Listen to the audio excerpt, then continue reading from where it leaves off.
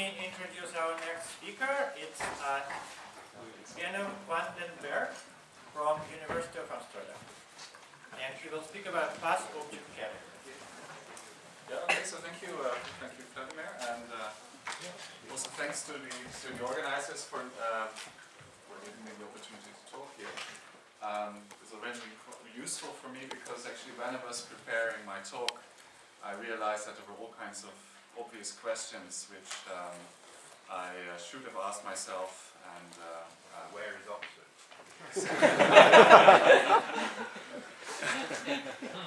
And I didn't, and now you can easily spot them, I'm afraid, and then I don't have any answer to them. So let's start with maybe some warnings. So first of all, this is work in progress, okay. So this is work in progress. Interesting to write in this material. Some of this is joint work with Simon Docherty, who wrote a master thesis with me in Amsterdam, and some of it is with Ieke Moerdijk.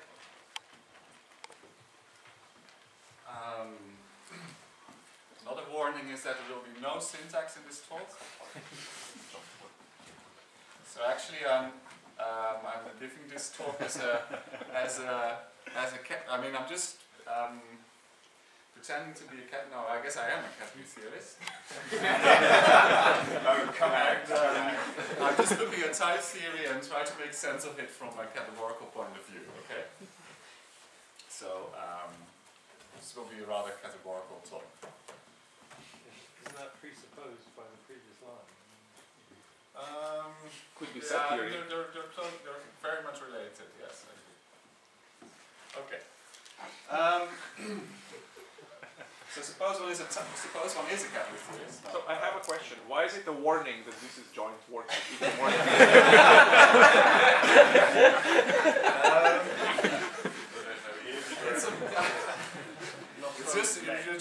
It's a warning that you should not assume that everything I say is my own, the work of just myself, you know. Yes. Just a good yes. So what do you feel?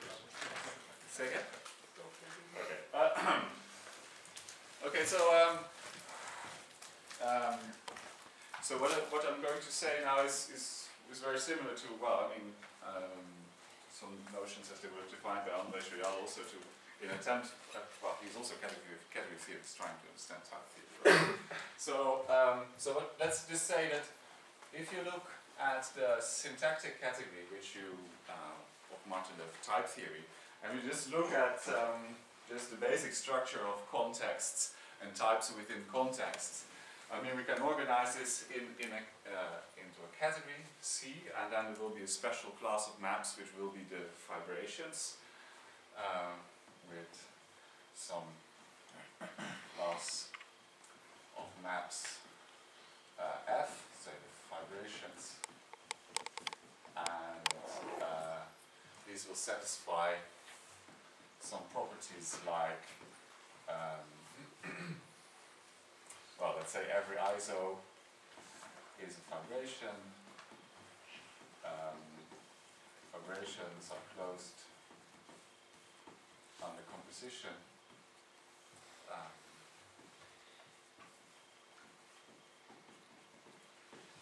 Now, one of the things which you do not have in the syntactic category is that all finite limits exist in the syntactic category associated with type theory, but some limits do exist.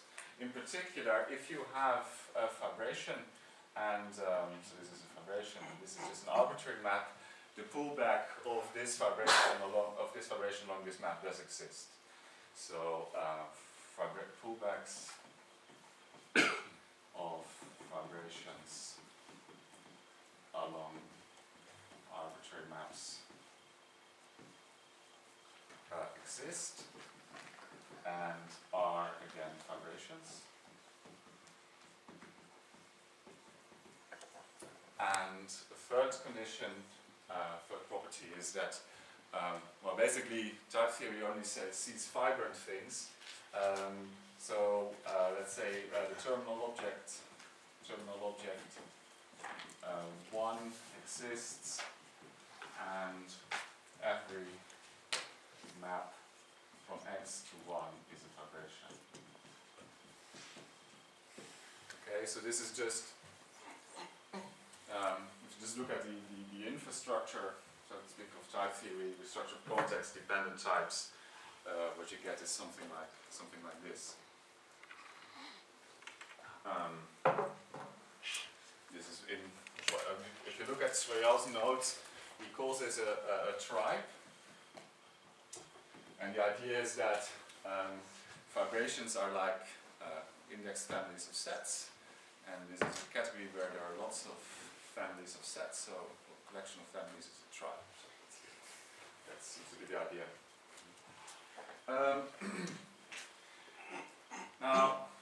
So there is one remark which I will need, is that there is a kind of slicing for tribes.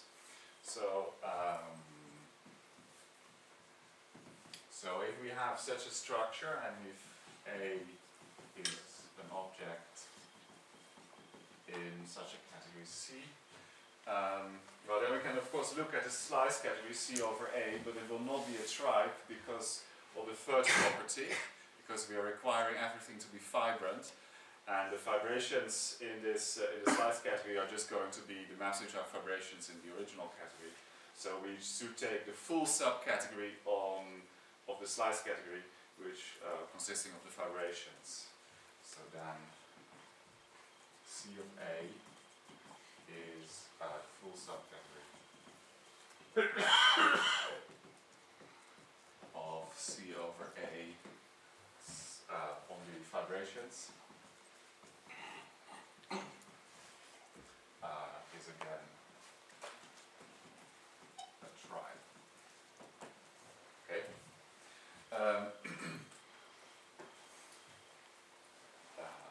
So I'm not using the C over A notation, but just this notation. I'm borrowing this also from Schweiger. And then there's some obvious things like pullback functors, preserve the tribe structure, etc., etc. So what do we need in addition if we just want to just want to interpret the identity types? Well, then we need a second class of maps, and also here I'm just following Joyal.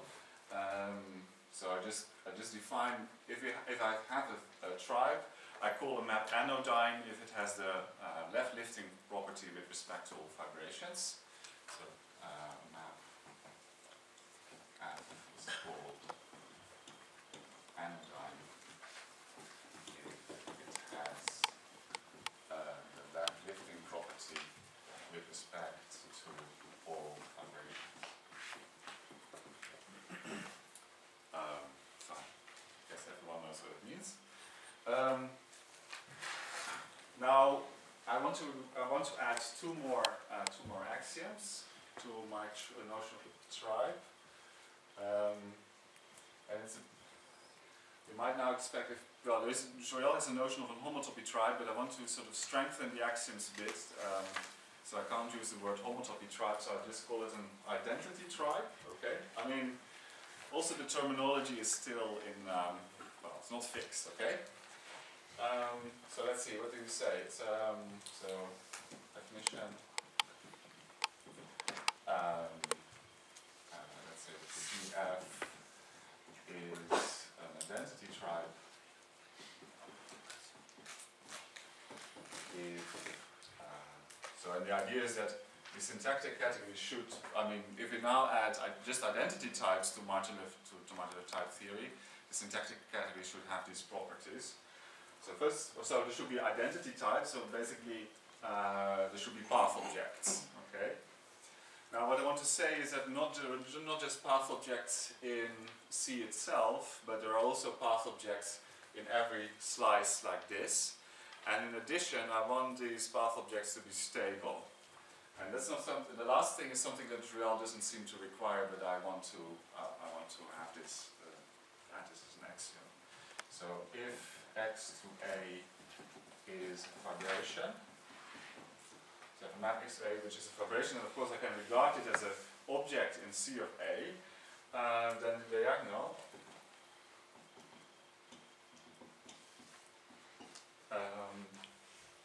from x to x over ax in C of A factors as an anodyne map followed by a fibration. And anodyne, here should be, well, in C of A, so also the word anodyne should be read, I mean, if people can see this, if you should be read with respect to the category C of A. In addition, this should be stable. This should be stable along any map F from B to A.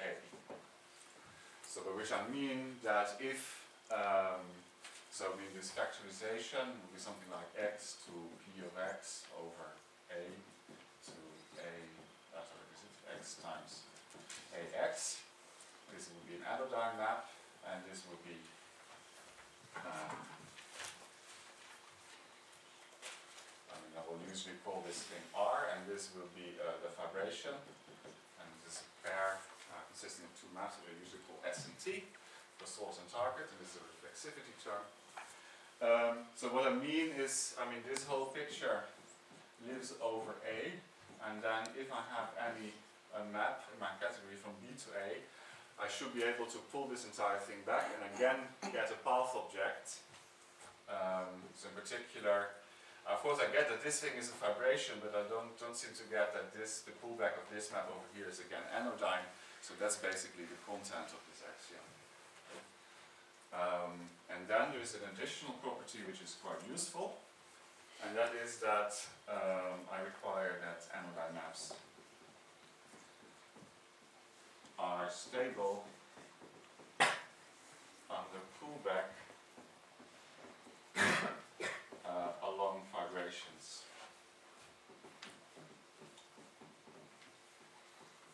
And so why would your 5 imply your 4? if phi implies, well, I mean, I'm requiring this for pulling back along an arbitrary map F from B to A. And here I'm just saying that anodyne maps are stable on the pullback along fibrations. If you can prove for this property from 5, I would be very grateful. I mean, work in progress, okay? I'm not sure if that doesn't. So Benno, are there any models you're excluding? By what? By the stability requirement? You're adding actions to the ones of Joya? Yeah, there's an additional stability requirement. Yeah, I don't know. Is the honest answer. Okay. I suspect I am, but I'm not sure. I don't know. Yeah, so this property is actually, if you are, if you have something like pi types, I mean, you cannot really, apparently you can't, well, it seems that you cannot really prove this property if you do not have pi types. But I mean, in the type theory, but in the absence of pi types, it's very pleasant to actually require this as an additional axiom. Good. So, I mean, if you look at this, I mean, let's say you have this kind of structure in a category which is locally Cartesian closed, it's almost a model of Martin-Lev type theory with pi, well, with identity types, but also with pi and with sigma, modulo the usual coherence issues that we always have.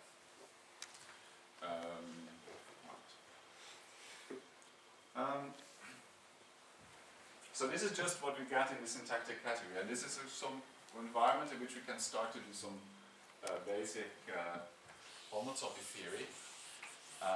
So we can start proving things like fibrations have path lifting properties, right? We can prove fibrations satisfy a path lifting property. So I mean, the proof of this is you go to the well, you can just look in the hot book and see how they define transport and copy the proof, right? So this is just transport. Another thing which you can prove is that, so which you can define, now that we have a notion of a path object, actually added in every slice, you can define things like homotopy equivalence, and in particular you can also define what is a strong deformation retract. And one of the things you can prove is that the anodyne maps are precisely the strong deformation retracts.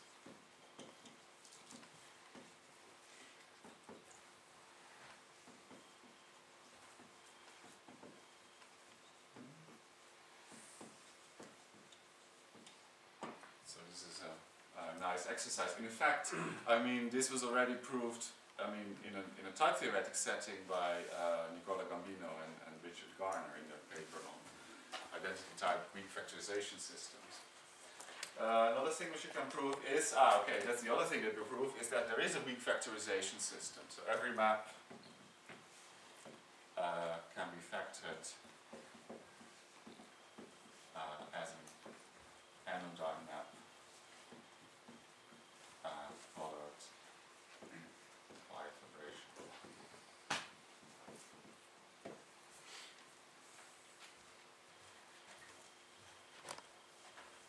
I mean, it's the usual construction.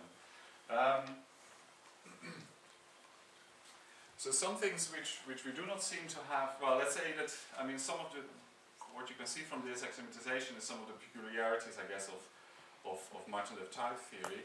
So, first of all, right, I mean, I'm not assuming, as I said, that the category, you're not assuming that the category C has all finite limits.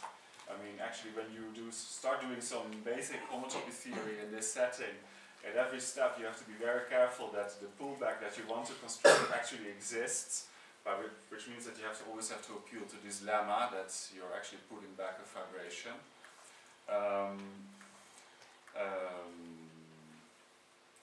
Another property which doesn't seem to be, don't seem to have in the syntax of Martin-Lev type theory, is that, well, it doesn't really, the fibrations and the anodyne maps don't really seem to give a weak factorization system, because actually the fibrations do not really,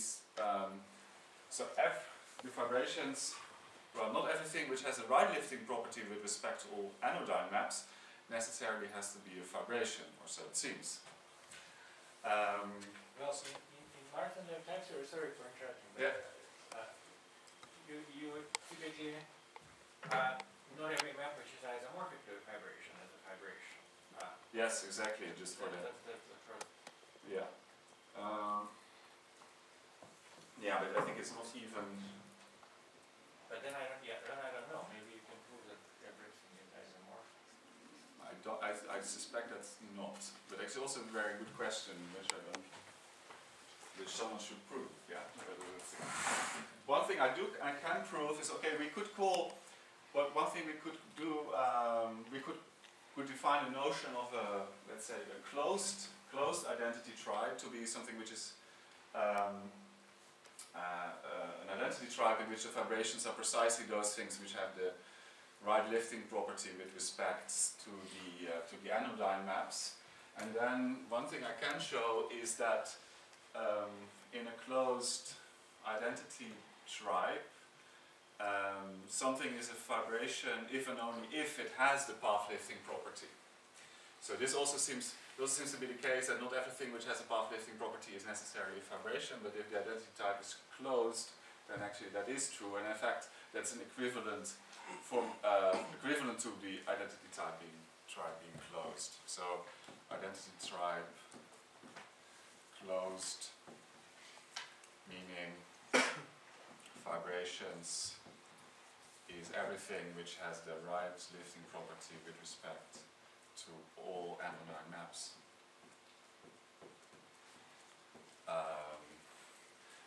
equivalent to everything which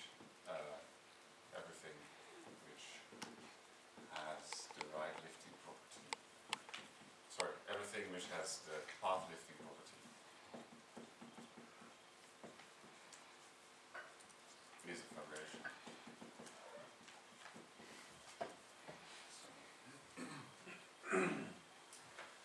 You don't need homotopy extension.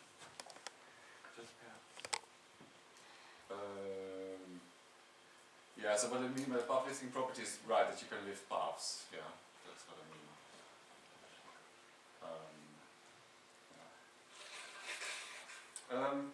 So actually, when did we start? We started, I think, quarter Quarter two. two.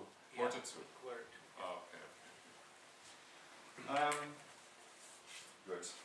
So maybe I'll first say something about what I've been doing together with Ieke Moerdijk. So what we did is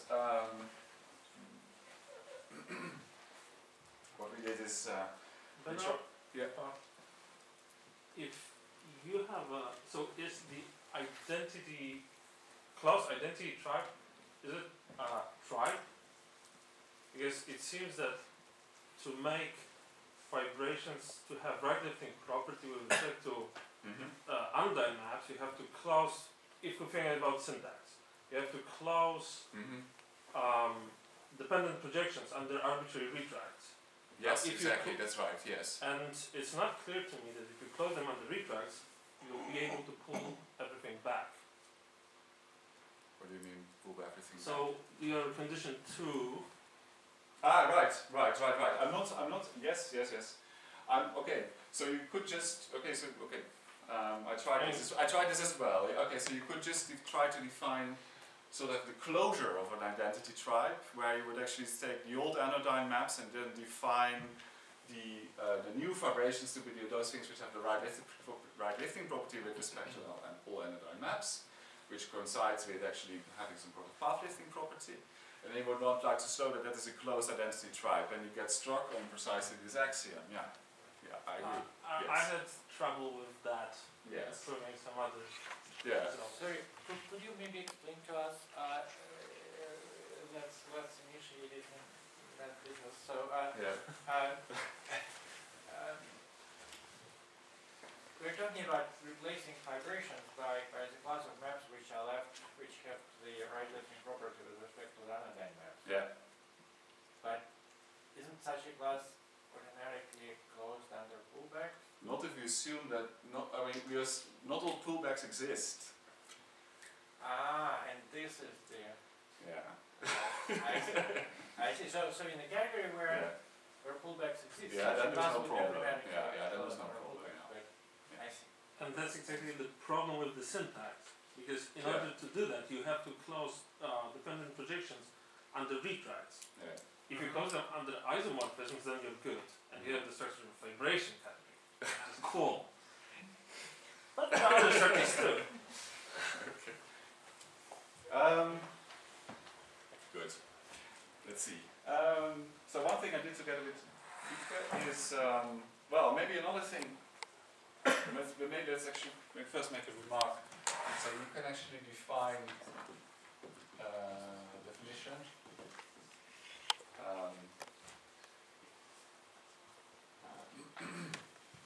How do we define some kind of pseudo-equivalence relation? So let's say, so R from X to X, a fibration is a pseudo-equivalence relation.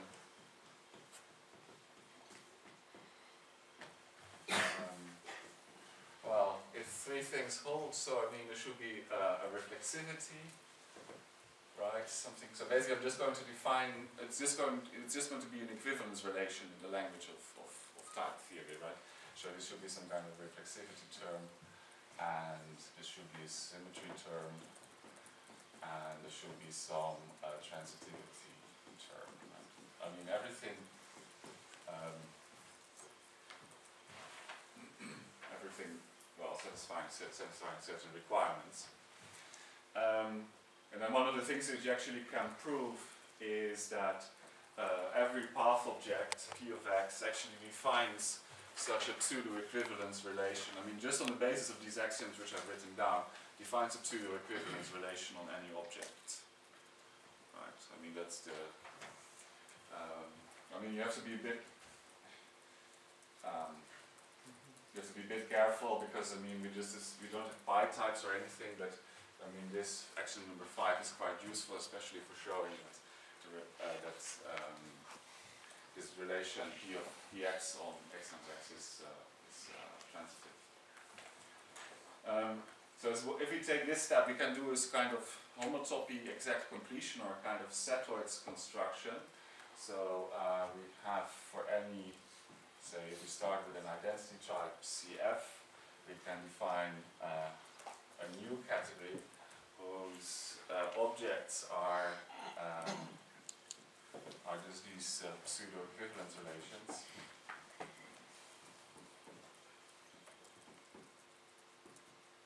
And morphisms are, well, just functions preserving the pseudo-equivalence relation. So if you have two things like this, and s y times y, then a function between them is actually a function from x to y for which there is a term, well, a function, say t from R to s, such that something commutes. So what should it be? So we have x times x, y times y, we have f times f, here we have r, here we have s, c. Is this any different from just saying you're looking at the groupoid objects in it is different because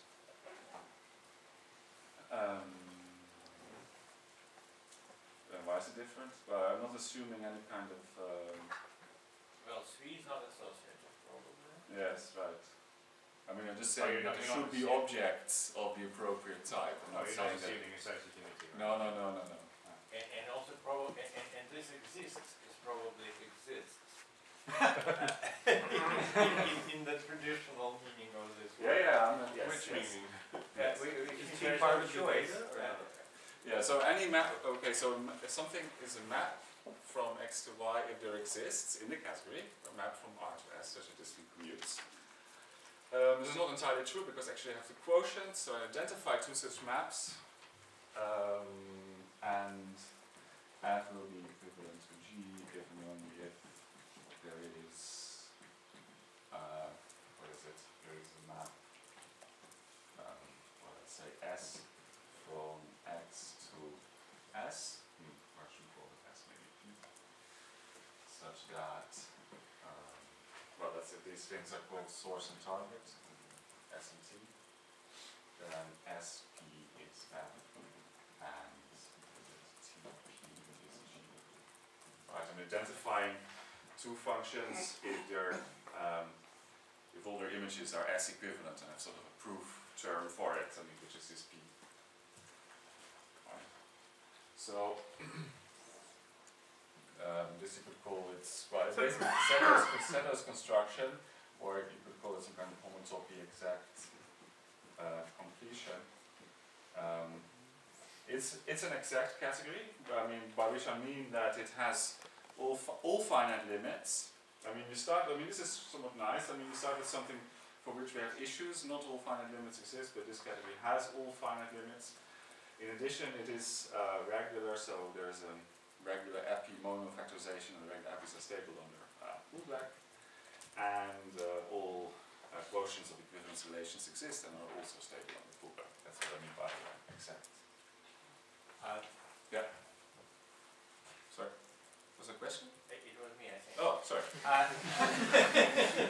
Yes. How much of the identity tribe structure do you need for this nice properties of the setoid category of all? No, I'm not sure. Well, I guess I'm using all of them, but I'm not sure. I don't have a proof that everything is really needed. But, yeah. So you're substantially using that. So I'm using it. So you're using a lot of this property. Yeah, sure, yeah, yes. Yeah, right. And of course, I mean, the fact that I have path objects basically means that I have I have a functor, which I could call y, which is maybe not so good at, well, I have an embedding. No, not even an embedding, sorry. I have just a functor like this, right? Which embeds this into that. And it's full, but it's not faithful. And in fact, it sort of factors through the homotopy category associated to C. So every identity type I could associate a homotopy category where I just identify homotopic maps. And this is actually an embedding. In fact, this homotopy exact completion turns out to be the ordinary exact completion, for those of you who know what that means, of the homotopy category.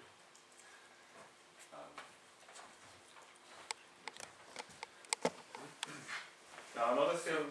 Sorry. Yeah. Again. So homotopy can be localization by anodyne maps, or what is it? Homotopy equivalences. What doing that? What is a homotopy equivalence? Is it different from localizing by anodyne maps? Well, that's a good question. Now, I don't know. I just mean that. I just mean this.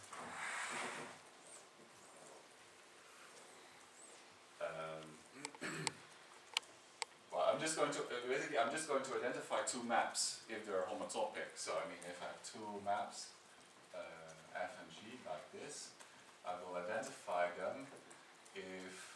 So here there are two maps, so source and target. If there is a map over here, such that if I compose with source it's F, and if I compose with target it's G. Then Wait, will but your path space was relative to a vibration.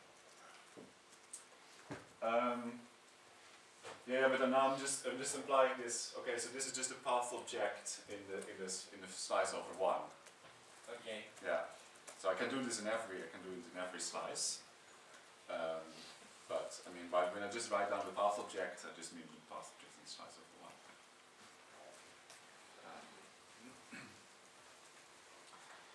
So I mean, there are general theorems in the theory of ordinary exact completions, where the idea is that you sort of freely make a category which has all finite limits, you make it exact, which means that it was regular above. And what is known in the theory of exact completions is that if you start with a category which has only sort of weak bi-types, so just only weakly local Cartesian closed, you end up with a category which is really locally Cartesian closed. And basically we have been checking that that is the case here as well. And another thing that we've been doing is that we have been looking at, so I mean if you have, well, I mean the proofs are not entirely finished, so the hope is also that if you have some form of W types in this identity type, some kind of weak W types, you actually get real W types in this homotopy exact completion. So this would be kind of predicative topos. And the idea is that if you also start with a universe, then this, well, and for those of you who know some algebraic set theory, I mean, you get some kind of class of small maps in this, and you can do Peter Aczel's construction of a model of CZF from a class of small maps in the predicative topos in this category. Yeah. It's just so weird somehow, because why would you, I mean, if you make a homotopy category out of something, why would you then try to think of it as having some sort of exactness properties? I mean, it shouldn't, right? No, the homotopy category itself will not have any kind of exactness properties. But you said that this thing is something like exact completion. Yes, actually, so this one-step construction can actually also be seen as a two-step construction where you first build the homotopy category and then do ordinary exact completion. Exact meaning with in terms of yeah, these regular epis and the existence of quotients of equivalence relations.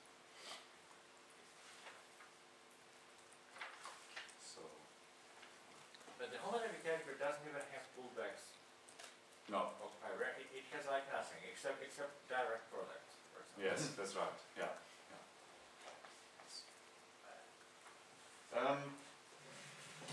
So I should say that. Sorry. So actually, I should say that one of the motivations actually was that to see whether if you just have a universe which is in this original category which is weak, in the sense that let's say you have just some kind of that every small type is just sort of homotopy equivalent to something which lives in the universe, then actually this was sufficient for constructing the CZF model in this category. And but actually this has also been checked sort of on syntactic level by Cesare, who's somewhere over here. Yeah, who's over there, right. So yes.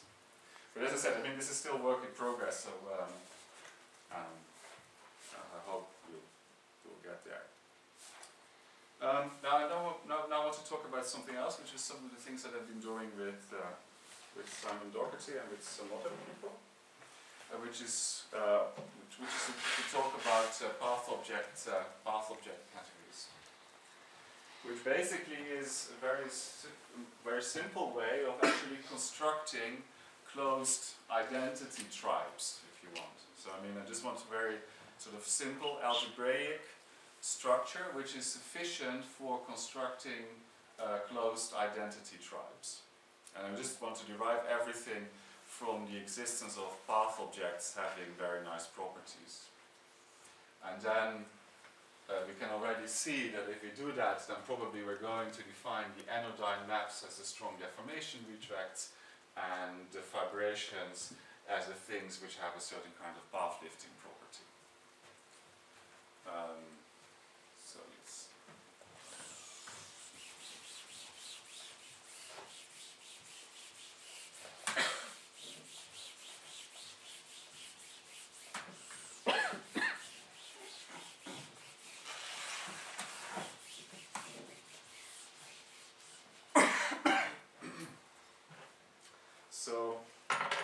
what's a path object category? So the original definition, I defined this originally in a paper together with Richard Garner, but we are actually now thinking about sort of strengthening the axioms. So actually the axioms that we'll write down are more demanding than what we had in the paper. And actually, when I was preparing this talk, I thought that maybe actually we could be even more demanding than we were planning to be. So anyway, let me just write down what we have. So a path object category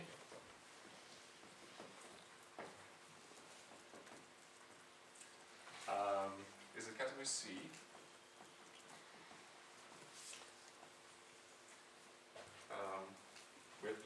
with finite limits.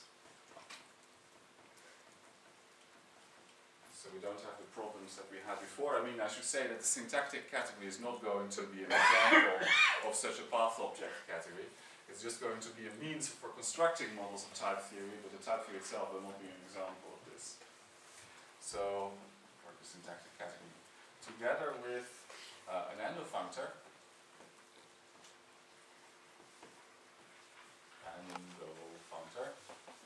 let's say P from the category to itself, such that, first of all, so we can look at X and P of X, and I then basically want that P of X gives every object X the structure of an internal category in a way which is natural in X. So I just want there to be maps R of X, S of X, and P of X, and I want there to be a composition, say M of X. So RSTM natural, and giving P of X an internal, let's say X an internal category structure.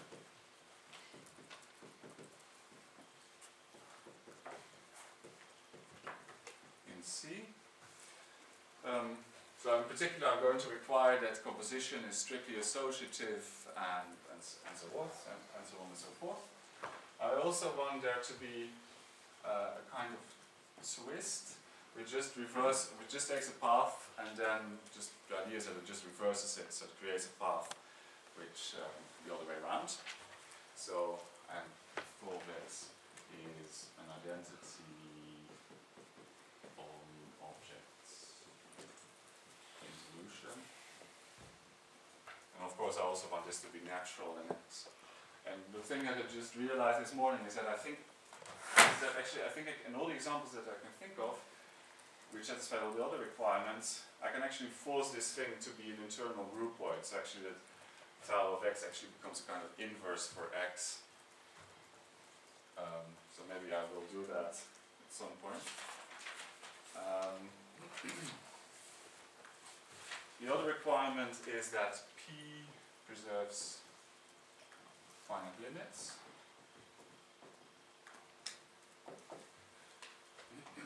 So this is a bit different from what I had in the paper with Richard Garner. There we only required the functor P to preserve pullbacks. So the new requirement essentially is that it should also preserve the terminal object. So I want P of 1 to be 1. And then the crucial sort of third axiom, that says that, which I call a contraction structure, and that basically says that it should be I should be able to contract paths to the constant path of its endpoint. So there is a natural transformation which I call eta from P of x to P of x, such that, well, 5 axioms are satisfied. So the idea is really this. You should have a picture like this. So here is the path, the original path, and I'm going to contract it to the constant path, so let's say from A to B. So I'm going to contract it to the constant path from B. Let's see. Maybe I actually want to draw it more like this. So here I expect to see F, and here I expect to see sort of the constant path at B, and here also the constant path at B. Right? So this is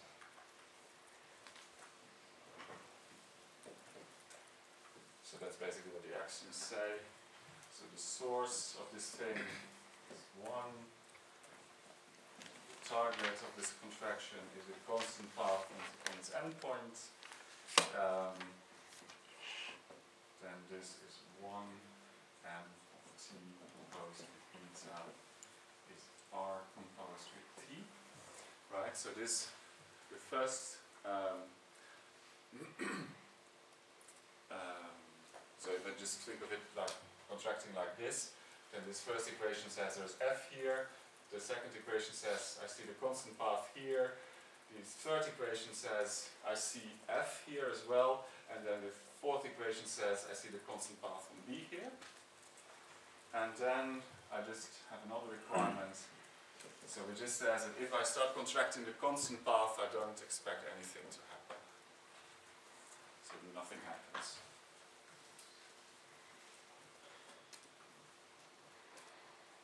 Okay?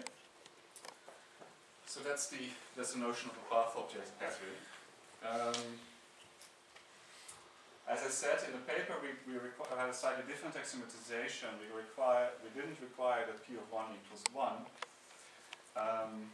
but instead we had a requirement which basically said that there should be that a functor P should be strong. So this, like this, x times P of y. So there should be a natural transformation of this form. And all the things like R, S, and T, and M, and eta should be strong natural transformations with respect to this strength. That's what we required in the paper. So one thing that Simon Docherty proved is that if you assume that P of 1 equals 1, all these other additional requirements actually follow. You can actually define a strength, and automatically everything which I've written, R, S, T, M, eta, will actually actually automatically be strong with respect to this strength. So that's quite nice. Another thing which is nice about path object categories is that they're stable. So if C carries a path object category structure, then so does C over X for every X. And how do you do this? So if you just have any object in the slice category over X, what you can do is you can just apply the P to it.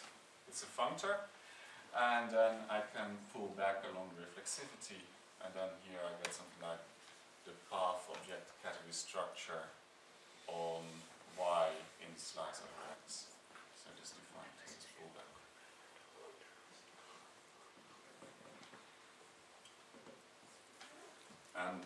And this structure is automatically stable under pullback along any map from X prime to X. So that's one of the first nice properties, is that all the stability, this is automatically stable under slicing, and is actually automatically preserved by all the pullback functors. Another nice property is that, so if C, I don't know if that's really useful, but if C carries a path object category structure, then so does D, if D is a reflexive subcategory. Reflective subcategory. Is there a reflexive subcategory? I just mean, so basically what I'm going to say is that the inclusion functor has a left adjoint which is going to preserve finite limits. I mean, there's no part of reflective, I just mean these are subcategory and inclusion functor.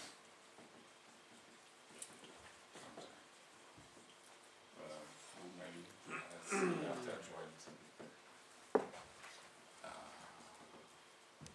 Preserving finite limits. So in particular, if you define a path object category structure on any topos, any subtopos automatically inherits a path object category structure.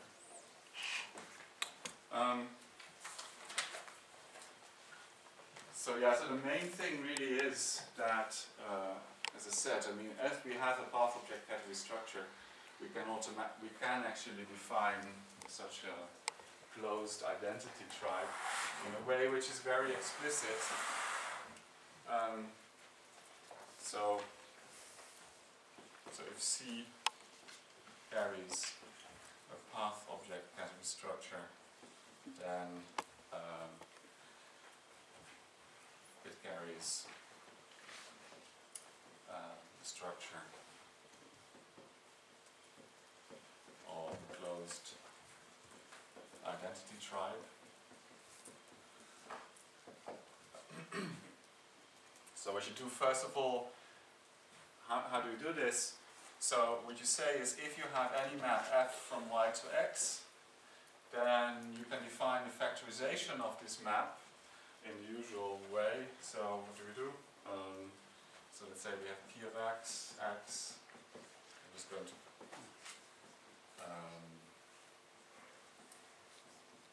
see F, let's say P1 and P2. So I can just take this pullback and then add our maps.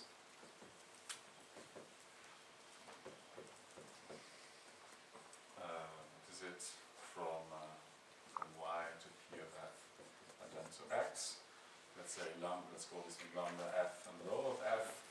And lambda of F is just the pairing of the identity and RF, and rho of F is just the second projection over here, and then take the source.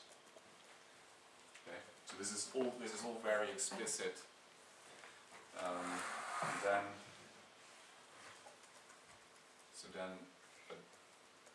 map F from Y to X is a fibration if you have any map, as I said, I mean, y to x, you can always factor it as this P of f followed by rho of f. So you always have a commuting square like this, and you call this map from f from y to x a fibration if there is a filler over here. And if you just unwind it, it basically says we can lift paths. Okay? And dually, a map f from y to x is anodyne. You can actually, if, well, your dual thing holds, so from y to x is anodyne, wait a sec, should be over here, of course. So then you take the other way around. Oops. Yes. And rho f. So identity. And we just require a filler like this, right? And if you unwind that, it basically says that this map is a strong deformation ridge, right? And the nice thing also is that we actually can very sort of explicitly construct fillers for, so if we, one of the usual problems is sort of with the stability of the J term, and you just want to interpret the stability of the J term, is that the fillers for your squares are not terribly stable because they're very explicit. You can actually construct them very explicitly here. They will actually be stable. Now, this would all be very stupid if there would not be examples of path object category structures.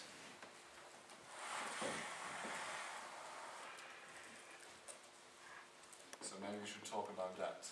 Examples of path object category structures. So which kinds of categories actually carry the structure of a path object category? So the first easy example is that the category groupoids has such a structure. This is maybe a bit boring, but it's true. Another example is the category of chain complexes.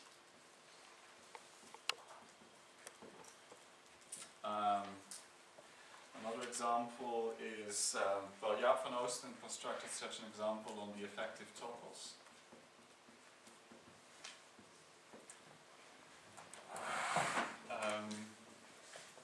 Then, well, maybe I'd first talk about the cubical set. So, there's the other thing that Simon Docherty did was he constructed such a structure on the category of cubical sets with connections.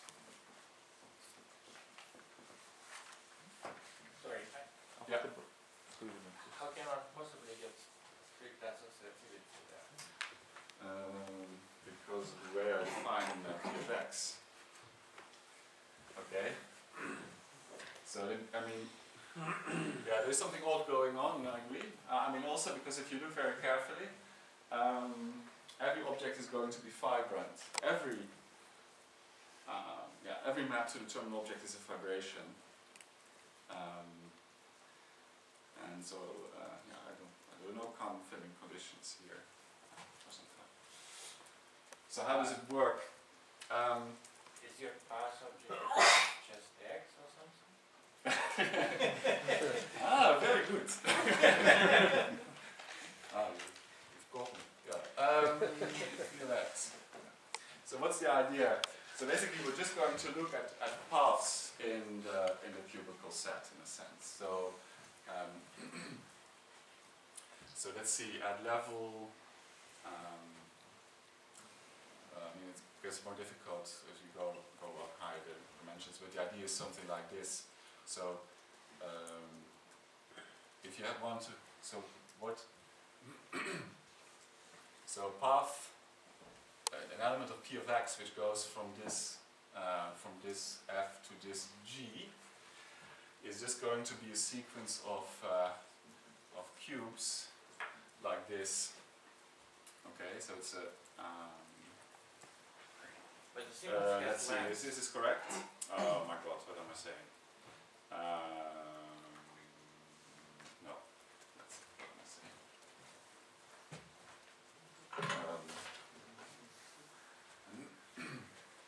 Yeah, maybe something like the more speed, but you need to be like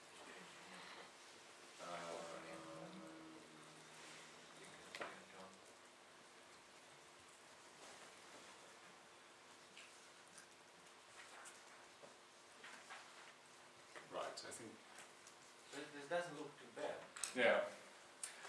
Right, exactly. I agree. It doesn't look too bad. But then you have natural Yeah. numbers in there. I mean, you have Yeah. the path space is going to be homotopy equivalent to the disjoint union of infinity many copies of X, something like that. What? No. Well, because the length of the path is Yes. not, it is an invariant. The Um, path of length 3 is not in any way comparable to the path of length 4. No, because what I'm going to do is actually, if there is, so if one of these cubes is actually degenerate, I'm allowed to delete it. So you're taking a quotient of these sequences of cubes by quotienting out, Exactly. inserting degenerate ones. Yeah. Well, we know that it's impossible to do something like that. That's what matters.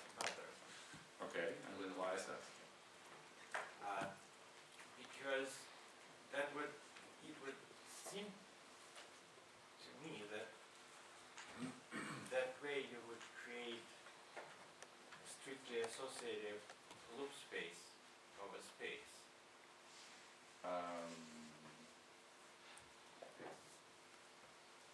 Yes. Well, I mean, I'm not claiming that.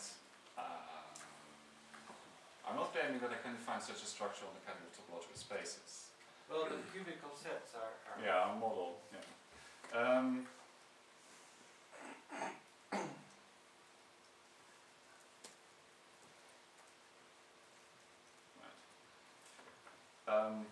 Still, I think this works.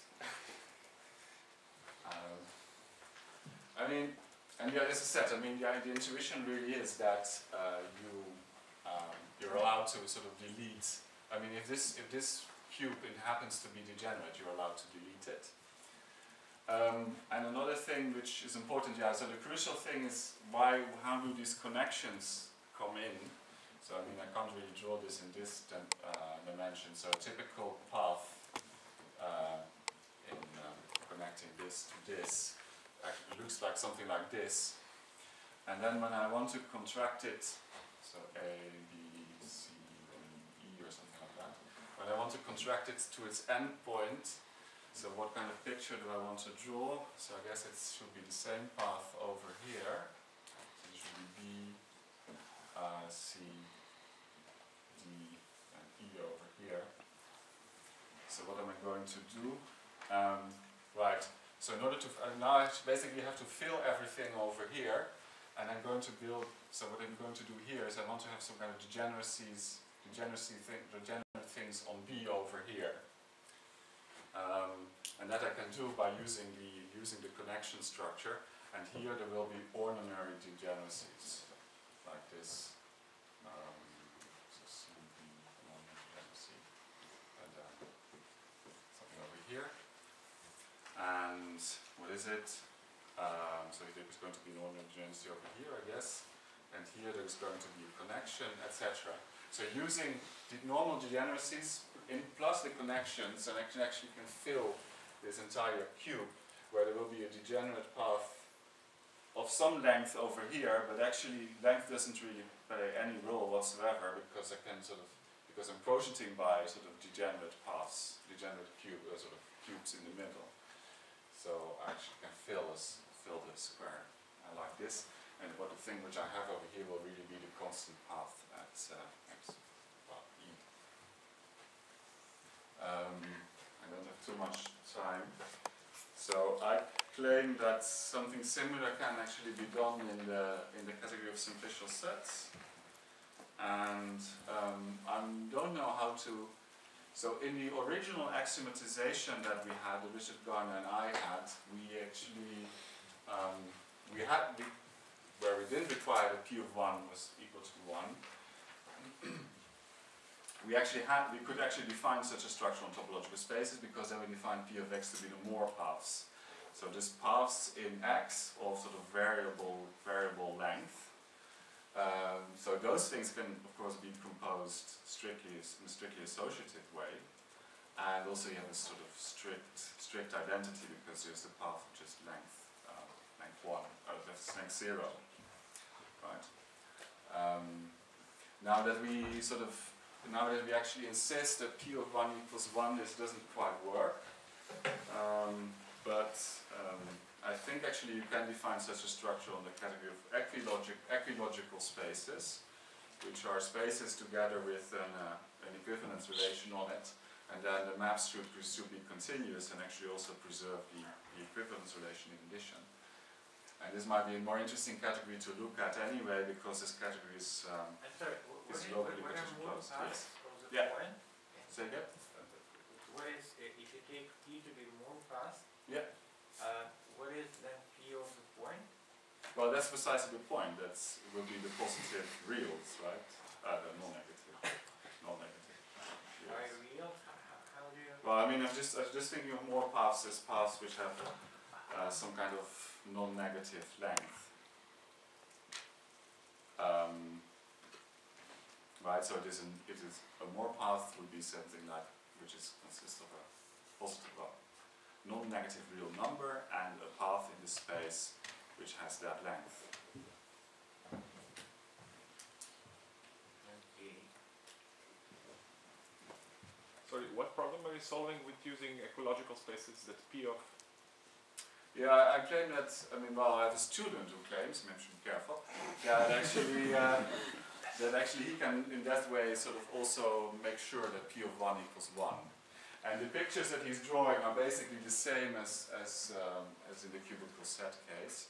So the idea is that the additional structure that you have in, you have this additional equivalence relation in an equilogical space, and he's using that to make sure that the degenerate paths, so the quotient by degenerate paths, if you understand what I mean. So he's just identifying a constant path of some length, all constant paths, and you can, this defines an equivalence relation. Well, not constant paths which are constant at the same point, of course. Okay, there's something to be thought about there, I think. Yeah. Are the proofs constructive? I think so. Is that a yes or a no? Yes.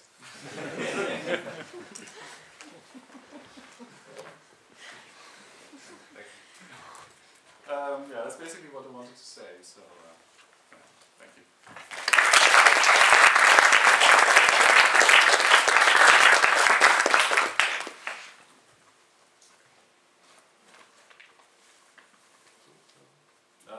Questions in the back? So for the ecological spaces, my worry would be that you could put the equivalence relation on, and you will get a map from p of 1 to 1 to 1. Because 1 has, right? Mm. But to get 1 going in the other direction, don't you have to be a bit lucky? Maybe not. Maybe not. No, I don't think so. Easy, right? Because 1 is easily inside p of 1. Okay. And to go from p of 1 to 1, you use some homotopy stuff. Yeah, you just identify all. It's essentially the quotient, actually. Yeah. Okay. But it seems somehow, the student is not finished, but it seems sort of essential that actually you sort of take this quotient in equilogical spaces, because if you want to take a corresponding quotient in this topological spaces, you get something which is very, very weird. It's a mess. Yeah. So. Yeah. You mentioned the Aczel construction, sets as trees. Mm. Don't you need much more structure for this? Like truncations, higher inductive types? No. So what do you get? What do I get? I get a model. Sorry, what's the Using propositions as mere propositions, like -1 truncated? I have no idea. Why do you say it's a model? If it's a model, it should be a model of something. So in the book we have a precise I get a definition. model of CZF. Using which logic? Constructive logic. Propositions as types or propositions as -1 types? I guess I use propositions as types, in a sense. So when you say you're interpreting CZF, Yeah. CZF is a theory of first order logic, I guess. Yes. And so then predicate in formula in first order logic, are you interpreting that as a mono or as an arbitrary map in the Monos. category? As monos? Okay, then I guess the -1 notation in Yep. that terminology. Okay. Shall No, we?